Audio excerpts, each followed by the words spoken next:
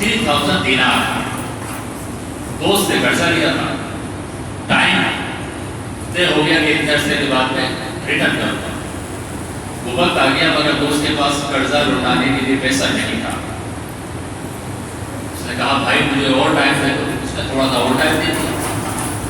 وہ ٹائم بھی ختم ہو گیا مگر اس کے پاس قرضہ لوٹانے کے لیے کچھ بھی نہیں. دوست نے اپنی آنکھیں یہاں سے یہاں رکھی اور کہا میں بھی نہیں جانتا بھائی میرا پیسہ مجھے دو ورنہ اٹھا کر کورٹ میں لے کے چلا گیا. اس نے کہا لے جا بھائی میرے پاس ہے ہی نہیں کچھ دینے کے لیے. اس کو اٹھا کر کورٹ میں لے جایا گیا. قاضی بیٹھا ہوا ہے. قاضی نے کہا بھائی 3000 دینار دیتے کیوں نہیں؟ اس نے کہا میرے پاس دینے کے لیے کچھ بھی نہیں ہے. ہوگا تو دوں گا جب ہے ہی نہیں تو کیسے؟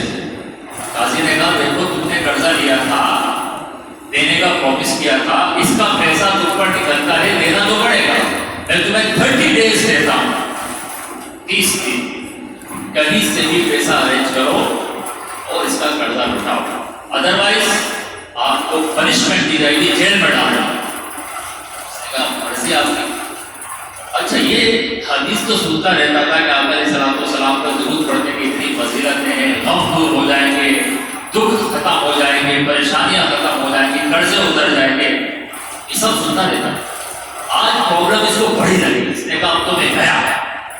اس نے ایک کام شروع کیا. جیسے ہی کورٹ سے باہر آیا ایک ہی وظیفہ اپنی زبان پر رکھ دیا صلی اللہ علیہ وسلم صلی اللہ علیہ وسلم. پڑھتا رہا. اچھا دن گزرتے جا رہے ہیں. روزانہ سورج طلوع ہوتا روزانہ غروب ہو جاتا روزانہ سورج طلوع ہوتا روزانہ غروب ہو جاتا. بڑا پریشان تھا. 27 days گزر چکے اور کوئی چانس نہیں ہے کہ میں قرضہ لپا کروں گا کہ نہیں. 27 days گزر گئے. آج رات کو جب یہ سویا تو ڈریم میں خواب میں اس کو آواز آئی. Just a voice. آواز کیا تھی؟ گھبراؤ نہیں تمہارا قرضہ اتر جائے گا. صبح اس کی آنکھ کھلی تو خوش تو ہوا اور سوچنے لگا آواز کسی کی یہ تو خواب تھا ہاتھ میں کچھ بھی نہیں ہے قرضہ کیسے اترے گا. رات کو دوبارہ سویا. آج رات کو کرم بارہ کرم ہو گیا اور جس آقا علیہ الصلوۃ والسلام پہ درود و سلام پڑھا کرتا تھا خواب میں تشریف لے کر آ جاتا اور کہتے ہیں اے میرے غلام نہ گھبراؤ نہیں تمہارا قرضہ اتر جائے گا اور قرضہ اتر جائے گا. حضور علیہ الصلوۃ والسلام نے یہ خوشخبری دی. لیکن ساتھ یہ بھی کا سنو اس منسٹر کے پاس چلے جانا. منسٹر کا نام لیا کہا علی بن عیسیٰ. اس منسٹر کے پاس چلے جانا اور اس کو کہنا تمہارے آقا محمد صلی اللہ علیہ وسلم نے حکم دیا ہے کہ 3000 دینار مجھے دو تاکہ میں قرضہ اٹھاؤں. اب اس کی آنکھ کھلی تو بہت زیادہ خوش تھا. آقا علیہ السلام کا دیدار ہو جانا کوئی کم کر نہیں بہت خوش تھا. مگر اس کے ذہن میں سوال آیا کہ 3000 دینار جب میں لینے جاؤں گا منسٹر کے پاس تو وہ تو پوچھے گا کہ پروف دو کہ تمہیں خواب میں حضور علیہ السلام کے دیدار ہوا ہے اور انہوں نے حکم دیا ہے کیسے مانا. تو اس نے آج کا دن بھی ایسے ہی گزار دیا کہ اگر میں منسٹر کے پاس چلا بھی گیا ہے تو وہ مجھ سے کوشچن کرے گا کہ پروف کیا ہے تمہارے پاس. رات کو سویا آقا صلی اللہ علیہ وسلم نے پھر کرم فرما دیا. یہ درود کی برکت ہے نا سلام کی برکت ہے کہ خواب میں دوسری مرتبہ دیدار ہو رہا ہے. آقا علیہ السلام سے اس کی رسول اللہ آپ نے فرمایا تھا کہ علی بن عیسیٰ کے پاس جانا منسٹر کے پاس جانا وہ 3000 دینار دے گا قرضہ اتر جائے گا. میں گیا اس لیے نہیں کہ میں جاؤں گا وہ پوچھے گا پروف کیا ہے کہ تم نے ایویڈنس کیا ہے کہ رسول اللہ کو دیکھا ہے. آقا علیہ السلام نے فرمایا بھی بتا دے گا. تم اس کے پاس جانا علی بن عیسیٰ کے پاس اور کہنا کہ میں نے رسول اللہ کا دیدار کیا ہے اور اس پر ایویڈنس اور پروف یہ ہے کہ تمہاری عادت ہے کہ تم روزانہ فجر کی نماز کے بعد 5000 ٹائمز رسول اللہ پہ صلاۃ و سلام بھیجتے ہو اور یہ تمہیں پتا ہے اور تمہارے خدا کو پتا ہے اور کسی کو نہیں پتا. بس صبح کھلی دل مضبوط ہو گیا کہ اب کام بن گیا. دوڑتے دوڑتے منسٹر کے دروازے پر اندر جا کر بیٹھ گئے. منسٹر علی بن عیسیٰ ہے کیسے آنا ہوا کہ وہ 3000 دینار دے دو. آقا علیہ السلام کا حکم فرمایا ہے میرا قرضہ اتر جائے گا. علی بن دینار نے وہی کوشچن کر دیا کہ 3000 دینار دے تو رسول اللہ صلی اللہ علیہ وسلم میری جان و مال قربان. اگر کوئی پروف ہے، کوئی ایویڈنس ہے کہ تم نے خواب میں آقا کو دیکھا ہے؟ کہا ہاں ہے نا. کیا پروف ہے؟ تو کہا کہ پروف یہ ہے کہ تم روزانہ فجر کی نماز کے بعد صلی اللہ علیہ وسلم پر 5000 مرتبہ 5000 ٹائم صلاۃ و سلام بھیجتے ہو. یہ تمہیں پتہ تمہارے خدا کو پتہ ہے اور رسول اللہ کے بتائے سے اب مجھے پتہ ہے. تو اس نے کہا سچی بات یہی ہے، میرے علاوہ اور میرے رب کے علاوہ کوئی نہیں جانتا. اب سنیے گا، علی بن عیسیٰ جو منسٹر تھے وہ قطر گئے اور اپنے تجوری سے خزانے سے 3000 دینار نکالے، پھر اور 3000 دینار نکالے، پھر اور 3000 دینار نکالے، 9000 دینار. پہلے 3000 دینار ہاتھ میں رکھے اور کہا اس سے تم قرضہ اتارو. دوسرے 3000 دینار اور دیے، کہا یہ میں اس لیے دے رہا ہوں کہ تم آقا علیہ الصلوۃ والسلام کا پیغام میرے لیے لے کر آئے ہو. میں کتنا خوش نصیب ہوں تمہارے ذریعے سے رسول اللہ کا پیغام مجھ تک پہنچا. 3000 دینار اس لیے دیتا ہوں. اور پھر 3000 دینار اور دیے اور کہا یہ تمہارے بچوں کے لیے ہے تاکہ ان کے لیے کوئی ضرورت کی چیزیں خرید دو. اور پھر کہا حضرت اگر فیوچر میں بھی کبھی پیسے کی نیڈ ہونا، کہیں اور مت جانا، میرے خزانے کا دروازہ تمہارے لیے ہمیشہ کے لیے کھلا ہے، جب مرضی آؤ لے جاؤ. یہ 3000 دینار کے لیے آیا تھا، 9000 دینار 9000 لے کر صبح کورٹ میں پہنچ گئے. کورٹ میں جب پہنچے تو قاضی نے کہا ادھر ہے 3000 دینار. انہوں نے نکال کے سامنے رکھ دی، یہ لو. قاضی نے پوچھا کہ ابھی 30 ڈیز پہلے تو زیرو تھے، یو ور رانگ، کچھ بھی نہیں تھا. تو 3000 دینار ہمارے پاس آئے کہاں سے؟ سچ سچ بات. تو اس نے پوری کہانی بتا دی کہ کس طرح قوم میں آقا علیہ السلام کا دیدار ہوا، کس طرح منسٹر کے پاس گیا، منسٹر نے مجھے دیے. قاضی بھی عاشق کے رسول تھا، آقا علیہ السلام کی محبت والا تھا. اس نے کہا اچھا یہ 3000 علی بن عیسیٰ نے دیے کہ آقا علیہ السلام نے فرمایا. قاضی اپنی چیئر سے اٹھا، اپنے چیمبر میں اپنے روم میں گیا، وہاں سے 3000 دینار لے کر آ گیا اور کہنے لگا حضرت یہ 3000 دینار جو تم قرضے کو لیپا کرنے کے لیے لائے ہو یہ رکھ لو، تمہاری طرف سے قرضہ میں ادا کر دیتا ہوں. اور میں بھی چاہتا ہوں کہ حضور علیہ السلام کے خدمت گاروں میں میرا نام بھی آ جائے. یہ 3000 دینار میں ادا کر دیتا ہوں. اچھا وہ جس نے کیس دائر کیا تھا، جو قرضہ مانگنے والا تھا، وہ بھی تو کھڑا ہوا، اس ساری اسٹوری دیکھ رہے کہ یہ ہو کیا رہا. اس نے کہا یہ کیسے ہو سکتا ہے کہ یہ علی بن عیسیٰ ساری کی ساری برکتیں لے جائے؟ یہ کیسے ہو سکتا ہے کہ یہ قاضی ساری کی ساری برکتیں لے جائے؟ اس قرض خواہ نے جو پیسے مانگنے والا تھا، اس نے کہا ارے شخص میں قرض کا مطالبہ کر رہا تھا مگر میں بھی چاہتا ہوں رسول اللہ کی بارگاہ سے مجھے بھی کچھ برکتیں مل جائیں. جہاں میں نے اللہ کی رضا کے لیے قرضہ ہی معاف کر دیا. 12,000 دینار within 1 day, within 24 hours, 12,000 dinar. ملے کیسے؟ Just 30 days وظیفہ. Just only 30 days وظیفہ ہے.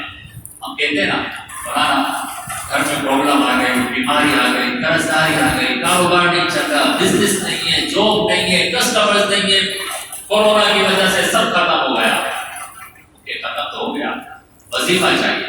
اس سے بڑھ کے وظیفہ کیا ہوگا جب ہم کہتے ہیں صلی اللہ علیہ وسلم، اے اللہ سلام بھی بھیج اور سلام بھیج. آقا دوارا صلی اللہ علیہ وسلم کے ساتھ اللہ کا ذکر ہو گیا، اس کے رسول کا ذکر ہو گیا، 10 رحمتیں نازل ہو گئی، 10 گناہ معاف ہو گئے، 10 درجات بڑھا دیے گئے. خداوند تعالیٰ کی رحمت چھما چھم برس رہی ہے. اور جب رحمت خداوندی کے سرکل میں کوئی ہو تو کوئی پرابلم نہیں رہتی، کوئی پریشانی نہیں رہتی. اس لیے تو شاعر نے کہا ہے دکھوں نے دکھ کو گر گہرا ہے تو درود پڑھو. دکھ سے بڑا تکلیف تھی. دکھوں نے دکھ کو جو گہرا ہے تو درود پڑھو. گر حاضری کی تمنا ہے تو درود پڑھو. ایک مرتبہ محبت سے درود و سلام پڑھیں. اللهم صل وبارك على سيدنا ومولانا محمد وعلى آله وصحبه وبارك وسلم. صلاة وسلام عليك يا سيدي يا رسول وعلى آلك وأصحابك يا سيدي يا رسول. اس حدیث مبارکہ اور اس اسٹوری سے ایک بات سمجھ میں آ رہی ہے کہ کوئی فکس فگر ایک فگر فائنل ہے 100 ٹائمس 500 ٹائمس 1000 ٹائمس یا 5000 ٹائمس. ہم آقا علیہ السلام پر درود و سلام روزانہ پڑھا رہے ہیں. لیکن میں نے مجلس موضوع میں بھی کہا تھا کہ کوئی فگر فائنل کرے. اپنے آپ سے پوچھوں گا نہیں کہ آپ نے شروع کیا کہ نہیں کیا, کچھ نہیں کہا. لیکن اگر شروع کر دیا تو اس کو کنٹینیو رکھیں. لیکن اگر ابھی تک شروع نہیں کیا تو میں آپ کو صحیح عرض کر رہا ہوں, آپ صرف 50 مرتبہ درود شریف کو شروع کریں, جسٹ 50 ٹائمس. مگر کیسے کریں؟ ٹائم فکس کریں, جگہ فکس کریں اور باوضو ہو جائیں, اور اس وقت میں باوضو ہو کر بیٹھیں, آنکھیں بند کریں اور ایسے بیٹھیں جیسے نماز کا تحیات میں بیٹھیں, آنکھیں بند کر کے بیٹھیں. جسٹ 50 ٹائمس صلی اللہ علیہ وسلم صلی اللہ علیہ وسلم. اور آئیڈیلی ٹائم آفٹر فجر پریئر, فجر کی نماز جماعت سے پڑھیں. Just 50 Times. 50 ٹائم میں کتنا وقت لگے گا؟ 3 منٹ بس. آپ کا یہ وظیفہ پورا ہو جائے گا. آپ کر کے دیکھیں, ایک دن مس نہ کریں, پھر آپ دیکھیں آپ خود حیران ہو جائیں گے کہ آپ کے پاس کسٹمر کیسے آ رہے ہیں, اور آپ کی صحت کیسے ہو رہی ہے, اور آپ کی برکت کیسے ظاہر ہو رہی ہے, گھر سے پرابلم دور ہو رہی ہے, بیماریاں دور ہو رہی ہے, قرض داریاں دور ہو رہی ہے. آقا علیہ السلام نے خود فرمایا ہے کہ اگر تو یہ کرے گا تو دنیا کی پرابلم نہیں رہے گی, اور آخرت میں تیرے گناہوں کو معاف کر دیا جائے گا. تو کوشش کیجیے گا کہ شروع کریں, مطلب ڈھیلے مت کریں. کب سے سن رہے ہیں نا درود و سلام کی فضیلت؟ پہلی دفعہ سنی, پہلی دفعہ تو نہیں سنی, سنتے ہی آ رہے ہیں. اگر کیا ابھی تک عادت بنی کنسسٹنٹلی ریگولرلی کیا آقا علیہ السلام پر اس طرح درود پڑھ رہے ہیں جس طرح سے پڑھنا چاہیے؟ اگر ہم اس طرح پڑھیں گے تو اس کی برکت ہے. موضوع کی طرف آتا, موضوع بھی بڑا یونیک سا موضوع ہے کہ رسول اللہ صلی اللہ علیہ وسلم کے رائٹس اور ہیز امہ, رائٹس آف نبی نبی صلی اللہ علیہ وسلم اور ہیز امہ. آقا علیہ السلام کے حقوق امت پر کیا ہے؟ ہم جانتے ہیں کہ ایز اے سٹیزن میرے رائٹس کیا ہیں, ایز اے ہیومن بینگ میرے رائٹس. بیوی کو پتا ہوتا ہے کہ ایز اے وائف میرے رائٹس, عورت کو پتا ہوتا ہے ایز اے ویمن میرے رائٹس. ہم سب اپنے رائٹس کی بات کرتے ہیں. پیرنٹس کہتے ہیں کہ میرے رائٹس ہیں, چلڈرن کہتے ہیں میرے رائٹس ہیں, میرے حقوق ہیں. اور اسلام حقوق کی بات کرتا ہے. ہیومن بینگ کے کچھ رائٹس ہیں, انٹریکشن ہے, ایک دوسرے کے رائٹس کو فلفل کیا جائے گا. تو جس طرح اللہ کے بندوں کے رائٹس ہیں, اسی طرح اللہ کے حقوق ہیں, اس کو حقوق اللہ کہا جاتا ہے. تو حقوق اللہ بھی ہے, حقوق العباد بھی ہے. اگر آج جو میرا ٹاپک ہے وہ ہے حقوق الرسول علی امتہ, کہ رسول کے حقوق اس کی امت پر کیا ہوتے ہیں. جتنا وقت ہے اتنے کے بعد عرض کرتا ہوں. دیکھیے سرور عالم صلی اللہ علیہ وسلم کو اللہ سبحانہ و تعالیٰ نے مبعوث فرمایا. مکے کی جو اوائل کی زندگی ہے, اسلام کے شروع کے دن ہیں, آپ علیہ السلام نے بڑی محنت کے ساتھ اسلام کے اس پودے کو اپنے خون پسینے سے ایک پھلدار درخت بنایا. کبھی تاریخ کا سفر کر کے, کبھی شاہ کی تعلیم میں قید کر دیے گئے, کبھی حضور علیہ السلام کے ساتھ اپنے پیٹ پر پتھر باندھے, ان تمام تر تکلیفیں برداشت کر کے, کبھی غزوہ بدر, کبھی غزوہ احد ہے, ان تمام تر مشکلات کے تھرو حضور علیہ السلام نے ہم تک اسلام پہنچایا ہے. اللہ سبحانہ و تعالیٰ نے ذکر کیا کہ وہ رسول ہے, لقد جاءکم رسول من انفسکم عزیز علیہ ما عنتم حریص علیکم بالمؤمنین رؤوف رحیم. اللہ تعالیٰ فرماتا ہے تحقیق تمہارے پاس تو عظیم الشان رسول آ گئے جو تم میں سے عزیز علیہ ما عنتم, تمہارا مشقت میں پڑنا ان پر گرا ہوتا ہے. حریص علیکم, تمہاری بھلائی کے چاہنے والے, بالمؤمنین رؤوف رحیم, اور مومنوں پہ بہت مہربان رحمت کرنے والے. تو اللہ سبحانہ و تعالیٰ نے آپ علیہ السلام کے بارے میں پہلے بتا دیا کہ یہ مومنوں پہ بڑے مہربان ہیں, بڑا رحم کرتے ہیں, بڑا پیار کرتے ہیں, بڑی شفقت کرتے ہیں.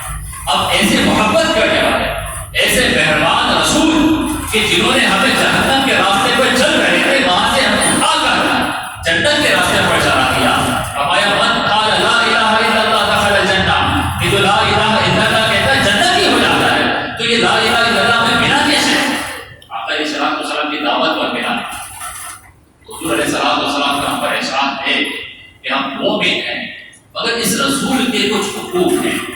نمبر 1, یہ نمبر یاد رکھیے گا، کیونکہ بیان کے آخر میں ہو سکتا ہے آپ سے پوچھوں کہ بھائی رسول کے حقوق کتنے ہیں، تو نمبر 1 سب سے پہلا حقوق یا پہلا رائٹ جو امہ پر ہوتا ہے وہ یہ ہے الایمان بالرسول، رسول پر ایمان لے کر آنا۔ اللہ نے رسول بھیجا ہے، انسانیت پر حق ہے کہ وہ رسول پر ایمان لے کر آئے۔ اللہ کے کرم سے ہم یہ حق ادا کر رہے ہیں کہ ہم سب مومن ہیں، کلمہ پڑھنے والے ہیں، حضور علیہ السلام کے امتی ہیں۔ یہ فرسٹ رائٹ کہلاتا ہے، پہلا حق ہے جو کہ فلفل ہے، ہم سب اللہ کے کرم سے مسلمان اور مومن ہیں۔ نمبر 2 المحبت لرسول اللہ، یہ سیکنڈ رائٹ ہے کہ آقا علیہ السلام سے محبت کی جائے، اور کیسی محبت کی جائے، اس کا لیول کیا ہو۔ دیکھیے محبت تو ماں باپ کو اپنے بچوں سے ہوتی ہے، بچوں کو ماں باپ سے ہوتی ہے، شوہر اور بیوی کی محبت ہوتی ہے، آپس میں فرینڈ کی محبت ہوتی ہے، محبت تو ہے، مگر رسول سے کیسی محبت ہے یا ہونی چاہیے۔ آقا علیہ السلام نے فرمایا لا یؤمن احدکم حتی اکون احب الیہ من والدہ وولدہ والناس اجمعین۔ حضور سے پوچھے یا رسول اللہ آپ سے محبت کا لیول کیا ہونا چاہیے؟ فرمایا ایکسٹریم لیول ہونا چاہیے۔ وہ ایکسٹریم لیول کیا ہے؟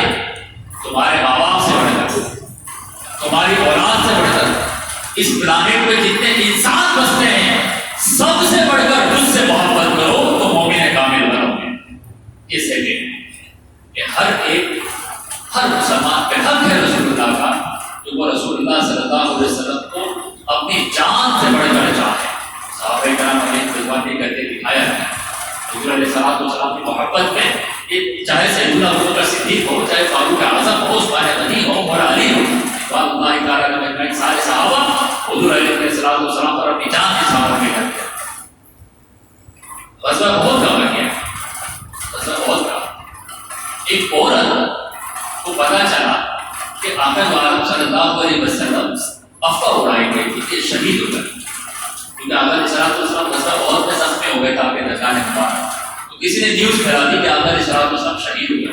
تو یہ عورت مدینے سے دوڑتے ہوئے مقام احد کی طرف جا رہی، تو راستے میں کسی نے کہا کہ تمہارا شوہر شہید ہو گیا، تو اس نے کہا آئی ڈونٹ کیئر، مجھے کوئی پرواہ نہیں، دوڑتی بھی جا رہی۔ کسی نے آگے کہا تمہارا باپ شہید ہو گیا ہے، اس نے کہا مجھے اس کی بھی نہیں پڑی، آگے دوڑتی بھی جا رہی۔ کسی نے کہا تمہارا بیٹا چلا گیا، شہید ہو گیا، کہا مجھے اس کی بھی نہیں پتا، مجھے صرف اتنا بتا دو میرے آقا علیہ السلام کیسے۔ دوڑتی جا رہی، دوڑتی جا رہی، اور جب اس کی نظر آقا علیہ السلام پر پڑی، اس کا ایموشن کیسے تھے، آنکھوں میں آنسو آ گئے اور کہتے کل مصیبت بعدک جلل یا رسول اللہ، یا رسول اللہ آپ کو میری آنکھوں میں دیکھ لیا، آپ کو دیکھنے کے بعد کوئی مصیبت ہی نہیں لگتی، چاہے باپ شہید ہو جائے، شوہر شہید ہو جائے، بیٹا شہید ہو جائے، ماں شہید ہو جائے، بہن چلی جائے، یا رسول اللہ آپ اچھے ہیں تو میرے لیے کوئی مصیبت نہیں۔ یہ کیسا محبت کا انداز ہے؟ یہ محبت ہے امتی کی اپنے نبی سے۔ حضرت سیدنا بلال حبشی رضی اللہ تعالیٰ آپ کی موت کا وقت ہے، آپ کی بیوی آنکھوں میں آنسو، کہتی ہوئے ایک شوہر ہے بیڈ پر، بیوی بازو ہے، بیوی کی آنکھوں میں آنسو ہے، اور وہ بار بار کہہ رہی ہے واہ مصیبتا، واہ مصیبتا، عربی کا یہ سینٹینس ہے، وہ رو رہی ہے اور کہہ رہی ہے ہائے مصیبت آ گئی مجھ پہ، ہائے پرابلمس آ گئی مجھ پر، تم میرا ساتھ چھوڑ کر جاتے ہو، اب میرا کیا بنے گا؟ سیدنا بلال حبشی یہ جملہ سن کے مسکراتے ہیں اور کہتے ہیں واہ فرحاؤ، واہ فرحاؤ۔ بلال حبشی کہتے ہیں رونے کا مقام نہیں ہے بلکہ خوشی کا مقام ہے، میں خوش ہوں کہ عنقریب اپنے آقا بولا سرور دو عالم صلی اللہ علیہ وسلم کی بارگاہ میں حاضر ہوگا، ان کا دیدار کا شرف حاصل کروں، کوئی دنیا سے جا رہا ہے، سیلف ایونٹ ہے، ایونٹ از سیلف اور فالس۔ اگر وائف کی آنکھوں میں آنسو ہے وہ کہہ رہی ہے مصیبت کا وقت ہے، اور جو دنیا سے جا رہا ہے وہ کہہ رہا ہے مصیبت کی خوشی کا وقت ہے۔ یہ محبت بلال ہے، میں اور آپ اس محبت میں کہاں ہیں؟ ہماری محبت کس کی؟ تو نمبر 2 محبت کی جائے رسول سے۔ نمبر 3 آقا عالم صلی اللہ علیہ وسلم کی اطاعت اور فرما برداری کی جائے۔ فرمایا وما ارسلنا من رسول الا لیطاع ہم نے رسول کو بھیجا اس لیے کہ اس کی فرمانبرداری کی جائے، تو رسول کی اطاعت امت پر فرض ہے، امت پر رسول کی بات ماننا فرض ہے۔ صلی اللہ علیہ وسلم کی اطاعت کے بارے میں اللہ تعالیٰ فرماتا ہے بھائی یطیع الرسول فقد اطاع اللہ، کیا مقام اور مرتبہ دیا ہے، قرآن نے اعلان کر دیا کہ لوگوں اس رسول کی بات مانو، کیونکہ جس نے رسول کی اطاعت کی اس نے حقیقت میں خدا کی اطاعت کی۔ اب یہ اطاعت کیا ہے؟ آپ علیہ السلام کی جو کمانڈمنٹ ہے، جو کمانڈ حضور نے فرمائی اس کو کر لینا بس، we don't ask any question, we don't believe، بس کہا ہو اور دوڑ لگا دی۔ صحابہ کرام کا یہ انداز تھا، وَإِذَا أَمَرَهُمْ ابْتَدَرُوهُ۔ صحابہ کرام جب رسول اللہ صلی اللہ علیہ وسلم کے گردی کو مجلس میں بیٹھتے تھے نا، آقا علیہ السلام ایک جملہ کہتے کہ یہ کرو، بخاری کا حدیث، سارے صحابہ اور رسول کا حکم سن کے کھڑے ہو گئے اور دوڑ لگاتے تھے سب کے ساتھ، یعنی کوئی ایک بندہ چلا جائے نہیں، سب کے ساتھ دوڑ لگاتے تھے کہ آقا علیہ السلام نے حکم فرما دیا تو رسول کے حکم پر سب سے پہلے میں عمل کروں گا، ان کا انداز ہوتا۔ اور حضرت عبداللہ بن مسعود کے بارے میں ملتا ہے آقا علیہ السلام جمعے والا دن تھا، مسجد میں صحابہ کرام بیٹھے تھے، کچھ صحابہ کرام کھڑے ہوئے تھے، تو یہ سنیے گا مسجد میں کچھ صحابہ دروازے پہ کھڑے ہوئے تھے، کچھ صحابہ اندر بیٹھے ہوئے تھے، تو آقا علیہ السلام نے خطبے کے وقت فرما دیا اجلسو، بیٹھ جاؤ، اجلسو، بیٹھ جاؤ۔ عبداللہ بن مسعود ابھی اپنے گھر سے مسجد آ رہے تھے، راستے میں تھے، روڈ پر تھے، اسٹریٹ میں تھے، آپ کے کانوں میں آواز آ گئی اجلسو، بیٹھ جاؤ۔ عبداللہ بن مسعود اسی روڈ پر بیٹھ جاتے ہیں۔ آقا علیہ السلام کو جب پتہ چلا تو عبداللہ بن مسعود کو کہا عبداللہ کھڑے ہو، مسجد میں تو آ جاؤ۔ یا رسول اللہ مجھے آپ کی آواز آئی تھی کہ بیٹھ جاؤ، پھر مجھے نہیں مناسب لگتا کہ آپ کا حکم آ جائے اور میں آپ کے حکم کو پورا کرنے میں تاخیر کروں۔ یہ انداز تھا اطاعت رسول کا کہ حکم ان کے لیے نہیں تھا، ان کو کہا جا رہا تھا، تو مسجد کے گیٹ پر کھڑے تھے، مگر عبداللہ بن مسعود نے کہا رسول کا حکم آ گیا، اب میں یہ کوشش نہیں کروں گا یہ تو ان کے لیے ہے، یہ تو ان کے لیے ہے، میرے کانوں میں سنا ہے، بیٹھ جاؤ۔ اسی وقت عبداللہ بن مسعود کا تو اطاعت کی جاتی ہے رسول کے۔ نمبر 4 رسپیکٹ، تعظیم مصطفیٰ صلی اللہ علیہ وسلم۔ صحابہ کرام علیہ رضوان نے تعظیم کر کے دکھائی ہے، بڑی ہی تعظیم کی۔ وہ عروہ بن مسعود کی جو روایت ہے، جب عروہ بن مسعود ایمبیسیڈر بن کر آئے تھے مکے سے حدیبیہ کے مقام پر، کافر تھے، بعد میں مسلمانوں کے صحابی رسول بنے، مگر جو انہوں نے دیکھا ہے نا صحابہ کا انداز، میرے کو کہنے دیجیے ایکسٹریم لیول آف رسپیکٹ، یعنی صرف رسپیکٹ نہیں ہے، ایکسٹریم لیول آف رسپیکٹ۔ صحابہ کا انداز میں انہوں نے جو دیکھا، عروہ بن مسعود he was a non-Muslim ambassador، مکے سے آئے ہیں، صرف صحابہ کو آبزرو کر رہے ہیں ایز اے نیوٹرل پرسن، یہ کوئی عاشق رسول نہ تھے اس وقت، کوئی صحابی نہ تھے، یہ مسلمان نہیں تھے، یہ ایمبیسیڈر تھے، کافر تھے، اگر صرف جسٹ آبزرو کر رہے تھے کہ یہ کمپینین آف محمد صلی اللہ علیہ وسلم یہ کر کیا رہا ہے، جو کچھ دیکھا وہ مکے جا کے بتا دیا۔ اب جو بڑے بڑے سردار بیٹھے تھے مکے، ان کو جا کے بتایا، اور جو جملے گئے نا وہ سننے والے، اس نے جو جملے گئے وہ سننے والے ہیں۔ اس نے کہا کہ خدا کی قسم میں ایمبیسیڈر بن کے بڑے بڑے بادشاہوں کے دربار میں گیا ہوں، کیسر و کسرا کے دربار میں گیا ہوں، روم ایمپائر کے بادشاہ کے پاس گیا ہوں، بڑے بڑے جو ایمپائر ہیں ان کے کنگز کے پاس گیا ہوں، مگر جو اصحاب محمد کی رسپیکٹ کرتے ہیں ایسی رسپیکٹ میں نے کہیں پر نہیں دیکھی۔ اور اس نے مجھے ایگزامپل دی، عروہ بن مسعود نے کہا کہ میں نے اپنی آنکھوں سے دیکھا کہ محمد صلی اللہ علیہ وسلم وہ جو جملہ کہتے ہیں وہ سنیے، حضور علیہ السلام نے اپنا سرائے جب آپ زمین کی طرف پھینکتے تھے تو عروہ بن مسعود کہتے ہیں میں نے یہ دیکھا کہ وہ جو چاہنے والے صحابہ تھے وہ رسول اللہ کا سرائے زمین پہ نہیں گرنے دیتے تھے بلکہ اپنی ہتھیلی پر اٹھاتے تھے، اور اٹھانے کے بعد کیا کرتے تھے؟ عروہ بن مسعود کہتے ہیں کہ جس کے ہاتھ میں رسول اللہ کا سرائے آ جاتا وہ اپنے چہرے پر اپنے بدن پہ بل دیا کرتا۔ یہ تو ایکسٹریم لیول ہو گیا رسپیکٹ کا۔ آپ اپنے باپ کی عزت کرتے ہو، آپ مولانا کی عزت کرتے ہو، آپ امام کی عزت کرتے ہو، عزت کرتے ہو، آپ پیر کی عزت کرتے ہو، اگر کیا ایسا کبھی سوچا ہے کہ وہ بلغم پھینکے، تھوک پھینکے اور ہم ہاتھ لگانے والے واقعی بڑا ماشاء اللہ ناٹ پاسبل بولے کہ بھائی عزت اپنی جگہ مگر یہ نہیں کر سکتے ہو، یہ نہیں ہوگا ہم سے، یہ نیچرل ہے، اب نہیں کر سکتے۔ اگر دیکھیے صحابہ کر رہے ہیں اور اس وقت کر رہے ہیں کہ عروہ بن مسعود دیکھ رہے ہیں اور بخاری و مسلم میں صحابہ کرام علیہ الرضوان کتنی تعظیم کرتے تھے کہ رسول اللہ کا لعاب دہن سرائے و زمین پہ نہیں کرتے تھے، اپنے چہرے اور بدن پہ کھڑا کرتے۔ یہ چوتھا ہے۔ پانچواں وہ یہ ہے کہ رسول اللہ صلی اللہ علیہ وسلم کا ذکر کیا، آپ کی تعریف کی ہے، یہ رسول کا حق ہے کہ جب بھی رسول اللہ کا ذکر ہو تو آپ کی شان کو بیان کریں۔ صحابہ کا یہ انداز ہم نے دیکھا بھی ہے، پڑھا بھی ہے، آسان میں ثابت ہے، وَأَحْسَنُ مِنْكَ لَمْ تَرَ قَطُّ عَيْنِي وَأَجْمَلُ مِنْكَ لَمْ تَلِدِ النِّسَاءُ خُلِقْتَ مُبَرَّأً مِنْ كُلِّ عَيْبٍ كَأَنَّكَ قَدْ خُلِقْتَ كَمَا تَشَاءُ۔